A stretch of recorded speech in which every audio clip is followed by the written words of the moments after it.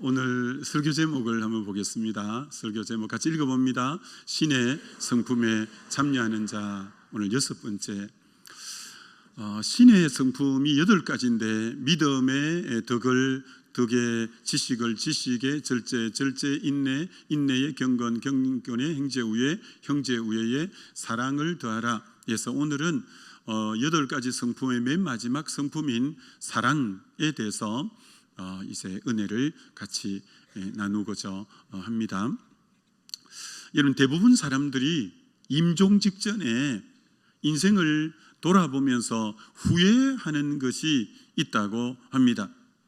뭘 대부분의 다 거의 공통적으로 후회하느냐 하면, 내가 좀 더 사랑하며 살았으면 좋았을 건데, 내가 사랑으로 좀 더 베풀었으면 좋을 건데, 사랑하지 못한 것에 대해서 대부분이 후회하는 말들을 한다는 거예요.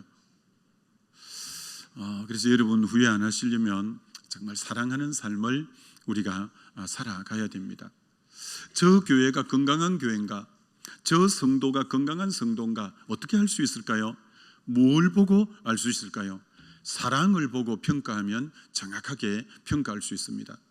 교회에 사랑이 많으면 건강한 교회고요, 성도가 참 저분은 사랑이 많아, 그러면 그분은 건강한 성도라고 해도 되어집니다.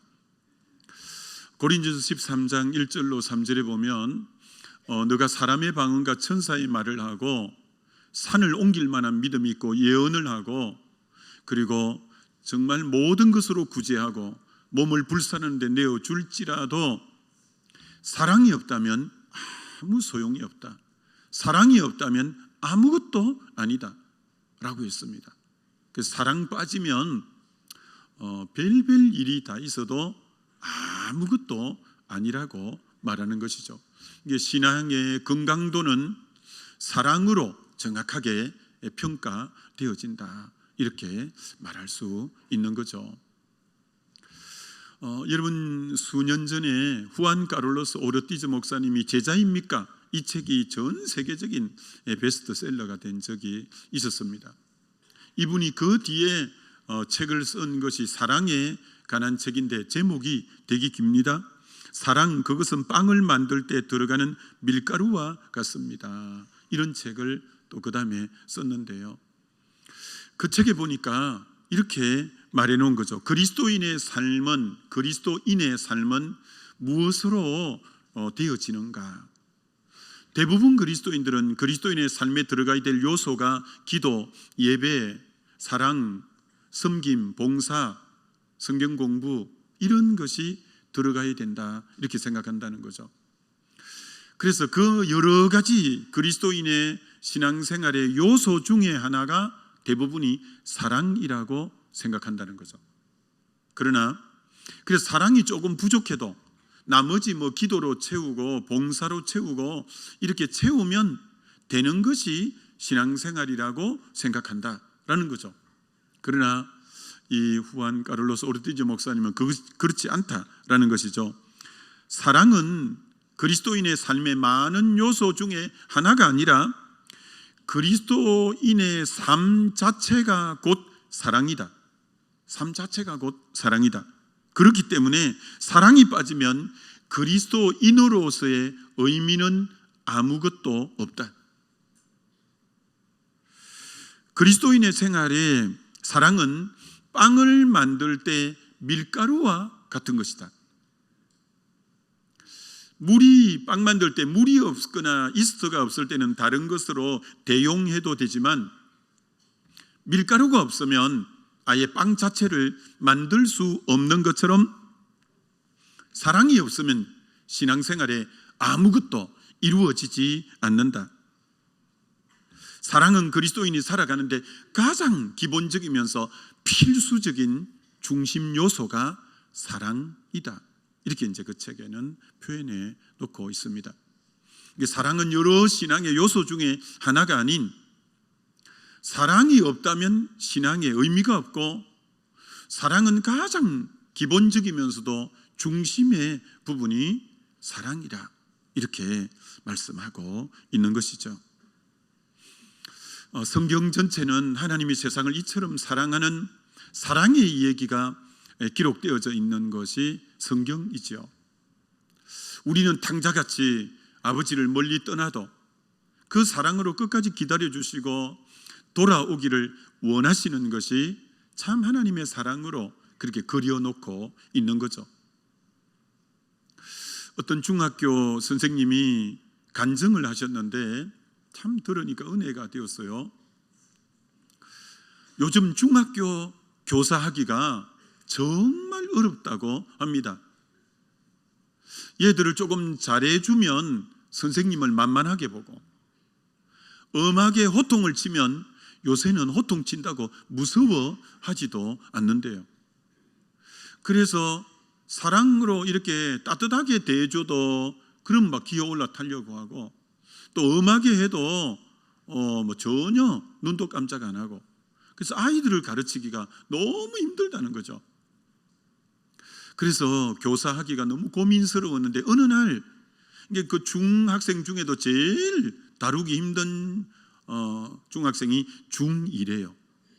중2는 북한이 중2 때문에 못 쳐내려온다고 그 정도로 다루기 힘들다고 하는데, 이 중2 아이들이 정말 참 다루기가 힘든데 어느 날 중2반을 맡았는데 중2 학생이 선생님을 찾아온 거예요. 선생님이 야단쳐도 저희들 무섭지 않아요. 첫 마디가 톡 그렇게 나오는 거예요. 그러면서 얘가 이렇게 말하는 거예요. 저희들이 무엇을 제일 무서워하는지 아세요? 우리가 잘못해도 야단치지 않고 우리를 포기해버릴 때가 제일 우리는 무섭습니다. 우리가 잘못해도 더 이상 안 나무라는 거예요. 나무래도 이 녀석들이 말도 안 들으니까. 그리고 얘들고만 지멋대로 살게 포기해버리는 거예요. 그때 제일 두렵고 무섭다는 거예요. 그래서 이 선생님이 그 얘기를 들으면서 교육의 가치관이 완전히 달라졌대요. 그렇구나. 애들이 자기들을 포기하는 걸 제일 두려워하는구나. 얘들을 내가 어떤 일이 있어도 포기하지 않고 사랑해 줘야 되겠구나. 그러면서 그 말씀 부리는 아이들에게 이렇게 얘기하기 시작했다는 거예요. 얘야, 너희들이 어떤 문제를 일으켜도 선생님은 너희들을 포기하지 않을 거야. 너희가 다 잘못 길을 가면 그거 다 내 책임이야. 너희가 무슨 일을 해도 나는 너희를 포기하지 않을 거야. 너희를 위해서 끝까지 선생님은 기도할 거야. 자꾸 다른 길로 가면 내가 채찍을 때렸어라도 너희들을 바로 세울 거야. 다 너희들을 포기해도 선생님은 언제나 너희 곁을 지킬 거야. 선생님이 그렇게 포기하지 않고 늘 곁에 있어주고 함께 해줬더니 애들이 점차 변화되기 시작했다는 거예요. 포기하지 않고 끝까지 기다려주면서 용납하면서 그랬더니 애들이 싹 변화가 되어졌다라는 참 간증이 은혜가 됐는데요. 하나님 사랑이 그렇죠. 우리가 죄 지을 때마다 우리를 포기했다면 여기 있을 분들이 누가 있겠습니까? 하나님이 끝까지 참아주시고 기다려주시고 다시 돌이키길 원하고 또 기다리고 있는 분이 우리 하나님이시다라고 생각이 되어지죠. 여러분, 사복음서 마태, 마가, 누가, 요한복음은 비슷하지만 그러나 사복음서의 전체 기록된 내용은 오병이어 사건을 비롯해서 몇몇 가지가 다 기록됐지, 공간복음에는 기록됐지만 또 다른 데 기록 안 되고, 또 마태복음에 있지만 마가복음에 없고, 이런 식으로 전부 다 네 권에 다 수록된 것은 그렇게 많지는 않습니다.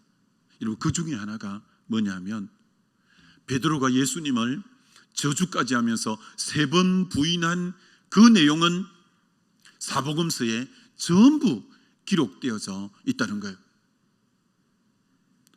그가 예수님을 3번이나 부인하고 저주까지 하면서 부인한 그것을 왜 사복음서에 전부 기록한 이유가 뭐냐? 복음이 뭐냐? 하나님의 사랑이 뭐냐?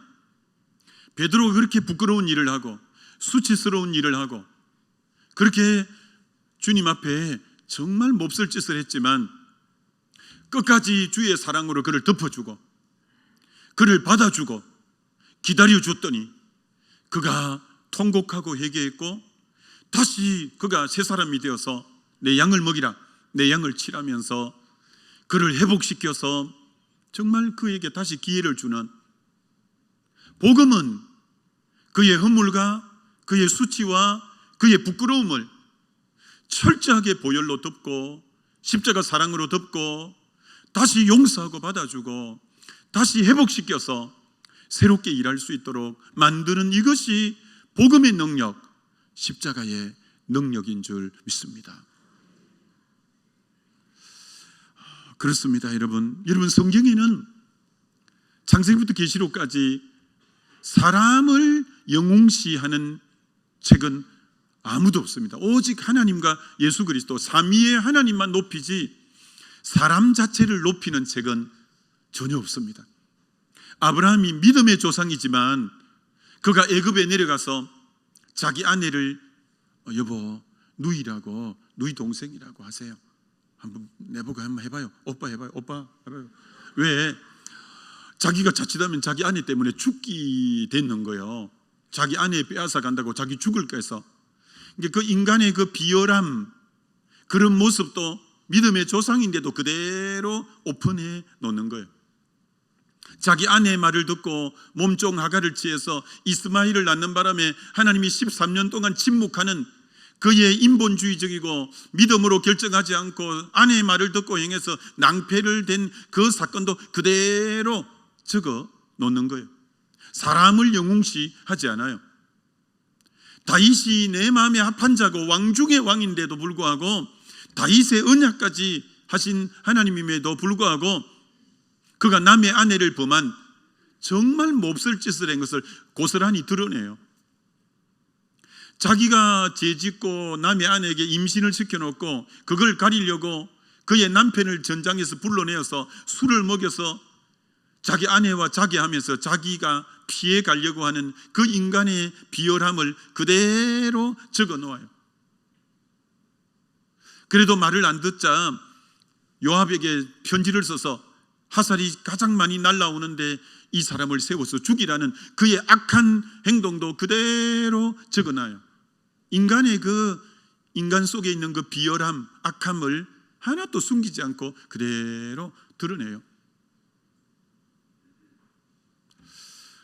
엘리야가 기도만 하면 하늘에 불이 떨어지고 하늘에 비가 오고 한 능력의 종인데, 이세벨 때문에 낙심해갖고 우울증에 걸려서 나는 죽겠다고 하면서 낙담에 빠진 초라한 엘리야도 성경에 그대로 드러내요. 대사도 바울이 가는 곳마다 교회를 세우고 많은 영혼을 전도했지만 바나바하고 대판 싸워서 갈라진 그 사건도 성경에 그대로 기록해놔요. 야고보, 요한이, 야고보는 제일 첫 번째 순교하고 요한은 맨 끝에까지 정말 주님을 증언한 그런 너무나 귀한 형제가 믿음의 초반전에 얼마나 다혈질이고 다듬어지지 않았는지 하늘에 불을 내려서 사마리아를 불태워버리자고 그 보아늑에 우레의 아들 혈기가 있을 그 모습도 성경에 그대로 드러내는, 이 베드로가 정말 주님을 3번 부인한 것, 그럼 인간의 약함을 왜 그대로 드러냈냐? 복음이 뭐냐? 이렇게 약한 사람들이 십자가 앞에 나와서 회개하고 자복할 때 다시 주의 보혈로 그들을 덮고 다시 사랑으로 그들을 덮고 다시 그들을 회복시켜서 얼마든지 하나님이 귀하게 사용하는, 여러분 이것이 십자가 복음의 능력인 줄 믿습니다. 허물이 많기 때문에, 죄가 많기 때문에 못 덮겠다, 도저히 더 이상 사랑으로 덮을 수가 없다, 그런 죄는 하나도 없었어요. 주의 빛 가운데 나와서 회개하기만 하면, 잘못을 고백하기만 하면 다 덮어주고 용서하고 새롭게 기회를 주는 것이, 이것이 주님의 십자가에 덮는 사랑, 주의 놀라운 사랑인 줄 믿습니다. 그렇습니다. 여러분, 신앙이란 나의 이 부끄러움, 나의 이 수치, 나의 이런 부분들이 하나님의 그 끝없는 은혜와 하나님의 그 사랑과 그 가운데 다시 용서받고 보혈로 다시 덮임받고 또 다시 회복되어서 나가는, 그걸 계속 경험해 나가는 게 신앙의 연장선이라 이렇게 말할 수 있는 거죠. 조금 전에도 은혜의 동산의 영상을 보았던 것처럼 왜 은혜의 동산이 그렇게 지속적인 은혜가 흘러 넘치느냐 하면, 그 소그룹을 할 때 그분들이 은혜를 받으면서 마음에 주님의 빛이 들어가면서 자기의 부끄러운 부분을 소그룹에서 오픈하기 시작해요. 야, 저런 부분까지 어떻게 꺼내놓을 수 있겠나 하는 부분들을 이제 열어놓기 시작해요. 그동안 죄책감에 눌려있던 그분들이 그걸 오픈하고 그 속에 빛이 들어가고 그 속에 서로 울고 서로 용서하고 하면서 그들이 눌림에서 자유케 돼요. 영혼들이 회복되어져요. 다시 건강하게 그분들이 일어서게 돼요. 성경은 우리를 완벽한 사람 만드는 게 성경이 아니에요. 어떤 허물 있는 자도 주님의 보혈로 덮고 정말 자기의 죄를 인정하고 그럴 때마다 다시 한번 사랑으로 감싸 안고 힘있게 출발할 수 있게 만드는 게, 이게 성경이 말하는 사랑의 정말 아름다운 모습이라 이렇게 말할 수 있는 거죠. 여러분이 어떤 지금 죄책감 때문에 눌려있는 부분들이 있습니까? 여러분이 허물 때문에 짓눌려 있는 부분이 있습니까? 여러분이 그 부분을 십자가 앞에 나가서도 오픈하고 때로는 소그룹 구역 모임에서도 나의 부족한 부분을 그대로 오픈하십시오. 그럼 그 부분에 주님의 빛이 들어갈 거고 주님의 말씀이 들어갈 거고 다시 눌림에서 자유케 될 것이고 더 이상 마귀가 참소하지 못할 거고 여러분이 다시 건강히 회복되는 그런 역사가 일어나게 될 줄 믿습니다. 이게 주님의 사랑의 복음의 능력이라 이렇게 말할 수 있는 거예요.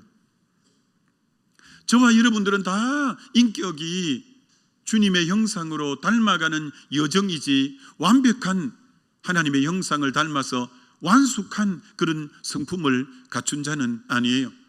아직도 모난 부분이 있고 아직도 여러 가지 깎여져야 될 부분들이 많은 거예요. 그러다 보니까 찌르기도 하고 찔림받기도 하고 상처나기도 하고 그런 부분들이 많죠. 때로는 마음에 안 들 때 화를 내기도 하고 때로는 소리를 지르기도 하고 얼마든지 그럴 수 있습니다. 그러나 에베소서 4장에 이렇게 말해요. 분을 내되 분내는 자체가 죄는 아니에요. 해가 지도록은 분을 품으면 안 된다.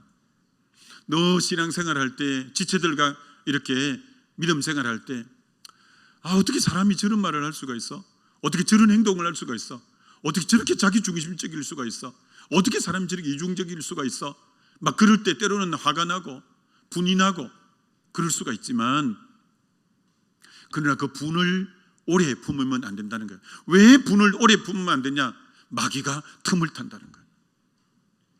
여러분 굉장히 두려운 말입니다. 여러분이 자신을 잘 평가하고 판단하고 살펴볼 필요가 있습니다.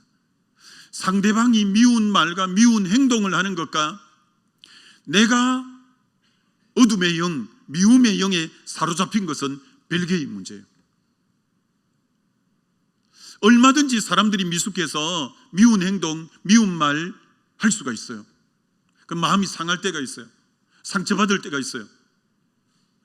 그런데 여러분이 미움을, 분노를 빨리 안 풀면 여러분의 영을 누가 장악하냐? 어둠의 영이 장악해버려요. 그럼 여러분은 어둠의 영에 완전히 지배받아 여러분은 살게 되어져요. 여러분 가인과 아벨이 하나님께 제사를 드렸어요. 아벨의 제사는 하나님이 기쁘게 연락했지만 가인의 제사는 하나님이 연락하지 않았어요. 그것 때문에 가인이 화가 너무 나고, 화가 어느 정도 났냐? 안색이 변할 정도로 화가 났어요. 화가 비교하니까 너무 언짢으니까 화가 좀 날 수 있죠. 화를 빨리 풀어야 되는데 화를 지속적으로 그만 마음에 가지고 있어요. 그때 어둠의 영이 들어왔다고 요한일서 3장에 가인이 악한 자에게 속하여 그 아우 아벨을 죽였다고 해요.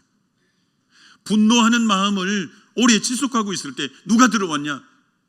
어둠의 영이 들어온 거예요. 여러분, 가인이 아벨을 죽일 거라고는 생각을 안 했습니다. 그런데 그 미워하는 마음이 계속 있다 보니까, 그 속에 어둠의 영이 자기를 지배하다 보니까, 이 사단은 도적질하고 죽이고 멸망시키는 영이다 보니까, 어둠의 영에 사로잡히다 보니까 자기가 죽이는 역할을 할 줄을 꿈에도 몰랐습니다. 어둠의 영에 잡혀서 한 행동이에요. 여러분, 상대가 미운 행동을 하는 거, 미운 말을 하는 거, 미운 짓을 하는 거하고, 그것 때문에 내가 어둠의 영에 잡히는 거하고는 여러분이 선을 안 끄면 인생이 완전히 추락하고 무너지고 망가질 수가 있다는 거예요. 여러분, 사울 왕이 여성들이 창하여 가로되 다윗의 죽인 자는 만만이요 사울의 죽인 자는 천천이라고 할 때 너무 그것 때문에 화가 났어요. 아니, 저에게 만만을 돌리고 왕인 나에게 천천을 돌리다니. 막 시기 질투하자마자 악신이 들렸다고 했어요. 어둠의 영이 그를 지배하면서 그 평생의 에너지를 다윗 죽이는데 에너지를 쏟는 거예요. 그러다가 제사장 85인을 죽이는 거예요. 그러다가 그 가문이 완전히 멸망하고 너무나 비참하게 어둠의 영의 종노릇 하다가 끝나버리는 거예요. 여러분이 지금 미워하는 것이 상대의 잘못과 상대의 문제라고 생각하고 미워하는 정당성이 있다고 생각하죠. 천만에. 여러분의 지금 영이 어디 속했는가가 굉장히 중요한 거예요. 처음에 어떤 상대의 문제가 있고 상대가 허물이 있다고 생각했는데 그걸 계속 품고 있다 보니까 어둠의 영이 그를 완전히 지배해버린 거예요. 자기도 모르게 어둠의 영에 끌리는 계속 행동과 말을 하게 되는 거예요. 그럼 그 인생이 너무너무 나중에는 돌이킬 수 없을 정도로 비참한 결과로 나가게 되는 거예요. 여러분, 상대가 미운 짓 하는 것하고 여러분이 어둠의 영에 사로잡히는 것하고는 다른 동네라는 것을 알고 내가 혹 지금 어둠의 영에 잡혀서 있지 않는가 잘 살펴봐야 돼요. 예수님을 못 박는 그 많은 사람들에게 미움의 영이 막 들어왔지만 예수님 안에 하나님의 영이 미움의 영을 몰아냈어요. 그리고 결국 그들을 축복했어요. 아버지, 저들이 모르고 저렇게 합니다. 저들의 죄를 사하여 주옵소서. 그러면서 미움의 영을 몰아내고 사랑으로 도리어 그들을 못 박는 그들을 축복했어요. 사랑이 결국 미움을 이김으로 주의 이 공생의 이 핵심적인 사역의 성공자가 되어진 거예요. 우리는 조금만 나에게 일컬게 하면 자칫하면 미움의 영에 사로잡히기가 너무너무 쉽다는 거예요. 다시 말합니다. 상대가 미운 짓을 하는 것과 내 영이 미운 어둠의 영에 잡히는 것은 전혀 별개라는 것을 알고 여러분 영을 잘 지켜야 돼요. 내 안에 하나님의 성령이 나를 사로잡게 만들어야 돼요. 안 그러면 여러분 영혼이 어떤 식으로 추락하고 무너지고 그 끝이 어떻게 될지를 몰라요. 여러분, 두 가지는 공존할 수 없는 게 있는데 여러분이 하나님 앞에 예배를 너무 잘 드리고 예배 때마다 주의 은혜와 임재를 경험하고 기도할 때마다 성령을 쫓아서 막 기도하는 거예요. 그런 분은 미움을 지속할 수가 결코 없어요. 둘 중에 하나는 무너지게 돼 있어요. 예배와 기도가 무너지든 미움이 무너지든 둘 중에 하나는 공존할 수 없어요. 여러분이 진짜 임재가 있는 예배를 드리고 기도를 드린다면 미움은 중단하게 되어 있어요. 그런데 여러분이 지속적으로 미움을 계속하고 있다는 것은 이미 여러분의 예배 생활은 무너졌다는 거예요. 여러분의 기도 생활은 무너졌다는 것을 말해 주고 있는 것이다. 이렇게 말할 수 있는 것이에요. 하나님의 임재가 내 안에 들어오면 하나님의 사랑이 계속 커지기 때문에 상대의 허물은 계속 적게 보여요. 적게 보여요. 하나님의 은혜가 안 임하면, 영혼이 바싹 마르면 상대의 허물은 계속 크게 보이는 거예요. 계속 크게 보이는 거예요. 하나님의 임재 가운데 은혜가 나를 가득 사로잡으면 상대의 허물은 갈수록 더 작아 보여요. 더 작아 보이게끔 되어져 있다라는 거예요. 그게 바른 예배 생활하는 사람들의 특징이라 이렇게 말할 수 있는 거죠. 잠언 17장 9절에 허물을 덮어주는 자는 사랑을 구하는 자요, 그것을 거듭 말하는 자는 친한 벗을 이간하느니라, 이렇게 말씀해요. 여러분은 어떠세요? 누군가의 허물이 있을 때 덮어준다면 여러분은 사랑하는 자예요. 사랑을 구하는 자예요. 누군가의 허물이 있을 때 또 말하고 또 말한다는 것은 여러분은 그 사람을 미워하는 거고 사람을 이간시키는 그런 것이다 라고 말할 수 있는 거예요. 어떤 여전도의 식구 중에 한 분이 어릴 때 고아원에서 자란 분이 계셔요. 친한 분에게만 그 얘기를 했어요. 나 어릴 때 부모님 일찍 돌아가시고 난 고아원에 맡겨져서 자라왔어. 그 얘기는 딴 사람한테 하고 싶지가 않았던 거예요. 그걸 자기의 허물이라고 생각했던 거예요. 근데 그걸 안 다른 여전도 회원이 그걸 막 알렸어요. 이분이 너무너무 상처를 받은 거예요. 자기는 그거 남들에게 알리고 싶지 않았는데. 어떤 분은 가발을 썼어요. 말하고 싶지 않은 거예요. 근데 친한 남전도 회원에게 이 가발이다, 이 가발. 가발이라고 했는데 그걸 또 다른 사람에게 전하기 시작하는 거예요. 가발이래, 저 머리 삐쯤삐쯤 빚어 나온 거 봐, 저거 가발이잖아. 상처가 너무 상처가 되는 거예요. 자기가 벌써 15년 전에 이혼한 거, 그래서 우리 교회 등록하고는 말하지 않았는데, 그리고 구역 식구들이니까 말했는데 온데 박내 저 사람이 이혼했다고. 허물을 덮어주는 게 사랑이지, 허물을 거듭 말하는 것은 친한 벗을 이간시키는 거예요. 여러분은 허물을 덮어주는 자예요? 아니면 거듭 허물을 얘기하는 자예요? 창세기 9장에 노아가 술을 먹고 만취가 되어서 벌거벗은, 그건 사실이고 노아가 잘못한 거죠. 근데 하나님은 성경을 어떻게 기록하시냐면 그걸 허물을 덜추어낸 함을, 그 자식을 저주하는 부분으로 기록하고 있고, 노아의 허물이 사실이고 잘못한 거 맞지만 그걸 뒷걸음질 쳐서 덮어준 셈과 야벳에게 그 후손들을 축복한 사실을 기록하고 있다는 거예요. 여러분, 오해하면 안 돼요. 사실이라고 다 말하는 거 아니에요. 정의를, 내가 아는 걸 다 말하는 걸 정의라고 생각하는 거, 그건 여러분이 성경을 모르는 거예요. 모든 것이 가하나 득이 안 되고 모든 것이 가하나 다 유익한 것이 아니기 때문에 이건 사실일지 몰라도 이건 득이 안 될 것 같다, 성경은 덮으라고 말하는 거예요. 덮으라고 말하는 거예요. 성경은 노아의 허물을 책하는 게 아니라 그것을 까발리고 덜 추어낸 사람에게 벌을 주는 거예요. 그걸 뒷걸음질 쳐서 덮어준 자에게 복을 주시는 거예요. 여러분은 남의 허물에는 뒷걸음질을 쳐야 돼요. 그런 데는 빠르면 안 돼요. 다시 한번 축원합니다.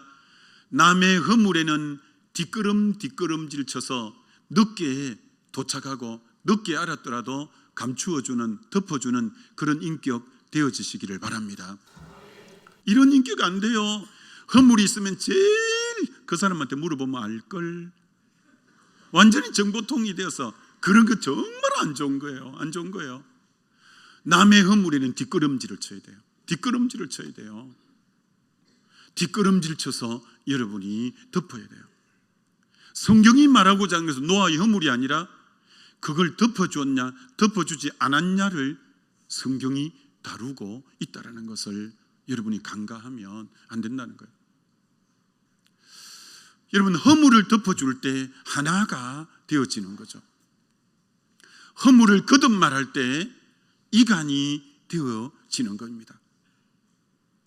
교회는 하나 되기를 주님이 에베소서 4장에 7번이나 주도 하나요, 성령도 하나요, 하나님도 하나요, 믿음도 하나요, 세례도 하나요, 소망도 하나요, 세례도 하나요, 하나 되라고 말씀하신 거예요. 허물을 덮어주는 곳에 하나됨이 있는 거예요. 예수님이 온 목적이 보혈로 덮어주기 위해서, 성령이 하나 되기 위해서 성령이 하나 되게 하신 것을 힘써 지키라고 왔어요. 그런데 허물을 거듭 말하는 것은 마귀라는 뜻이 디아볼로서, 사이가 벌어진 것을 던져 넣어서 더 정복시켜서 이간하는 자, 마귀의 다른 뜻은 이간자예요. 계시록 12장 9절에 옛뱀이요 용이요 옛뱀이요 마귀요 사단이요 천하를 꾀하는 자는 밤낮 참소하는 자, 형제를 참소하는 자, 참소는 계속 헐뜯고 하는 거예요. 그게 마귀가 하는 짓이에요. 헐뜯음으로 이간시키는 거예요. 이간시키는 거예요. 하나님의 아들은 합평케 하는 자는 복이 있나니 저가 하나님의 아들, 피스메이커. 어디에 가도 허물을 덮고 하나를 만들어낼 때 하나님의 아들이라 이렇게 일컫고 있다라는 거예요. 다시 한번 말합니다.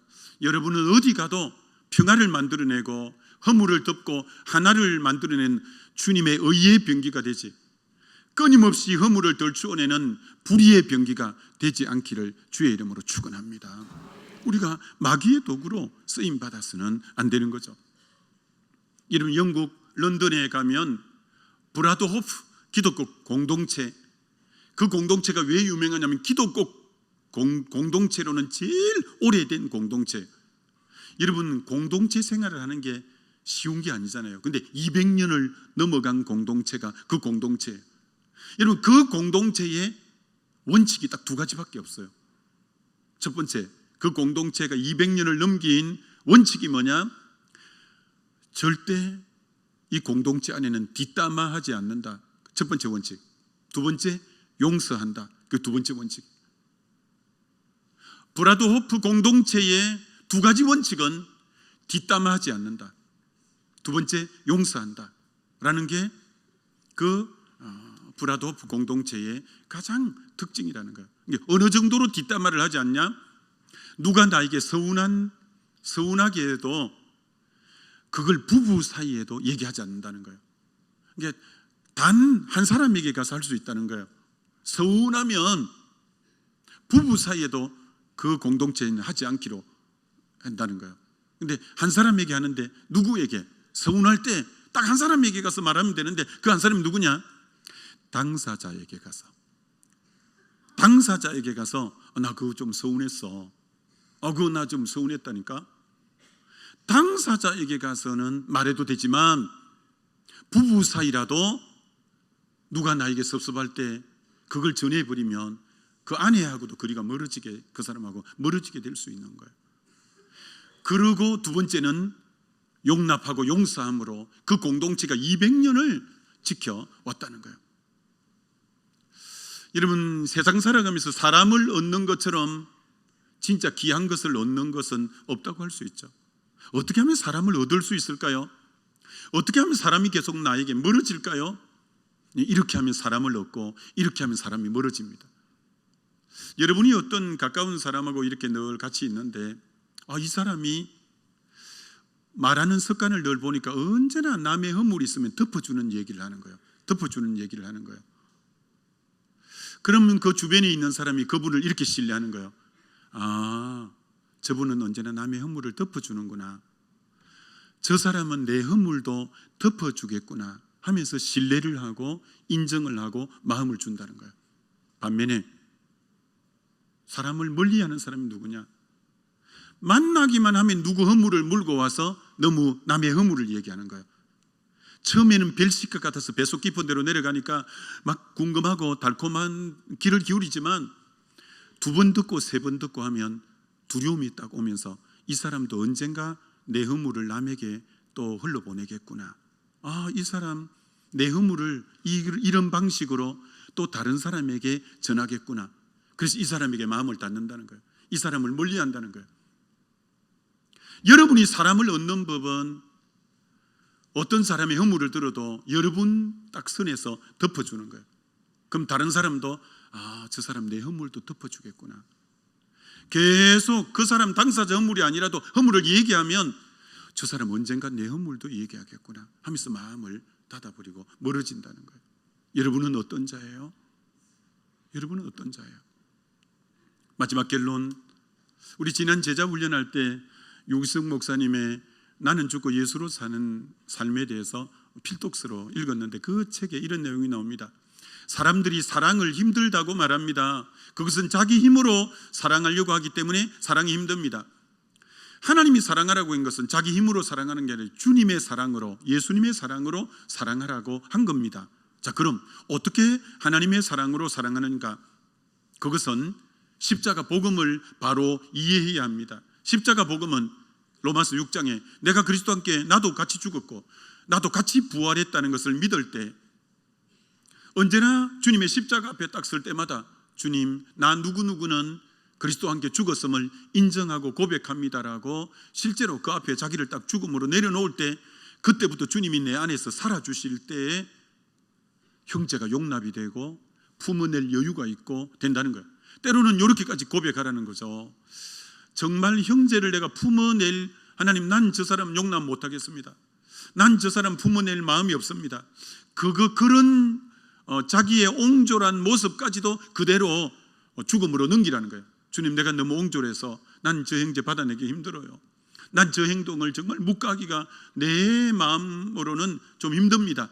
그런 나까지 이 시간 십자가와 함께 죽었음을 인정하고 고백합니다 하면서 주님 앞에 내려놓을 때 성령께서 놀랍게 내 안에 살아줌으로 용납이 되기 시작하고 받아져 주기 시작하고 주의 사랑으로 사랑이 가능하다라는 거예요.